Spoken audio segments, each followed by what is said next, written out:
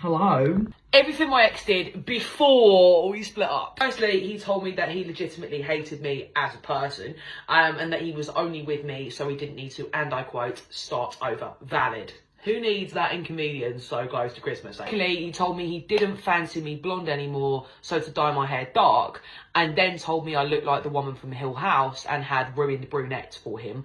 I then went through an extensive process to go back blonde. Ladies, if you know, you know. And we stayed together for a year after that, until he accidentally fell on top of a brunette. He rang the police to my house for a welfare check to see if I was with anybody else, and I was literally crying in the bathroom singing Halo by Beyonce a cappella version BTW, and the police were proper quizzing me about whether I was okay, whether there was anyone else in the house, because she'd heard screaming. I was fucking performing, you cheeky bitch. No, she was actually really lovely, and she's a busy, not a talent scout, so I can't blame her for the misconception. Then that night he came round to have dinner at my house and accused me of shagging the police officer.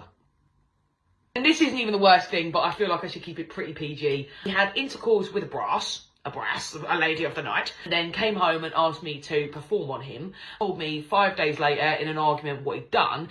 He'd already informed his minging mandem, who found it hilarious, by the way, even though most of them haven't brushed their teeth in 14 years. It turned out it was actually his second cousin on his dad's side, but because his dad legged it when he was younger, he didn't know. I think he knew. So he had intercourse with his cousin. Anyway, let me know if that made you feel a little bit better, and I will make a part 2.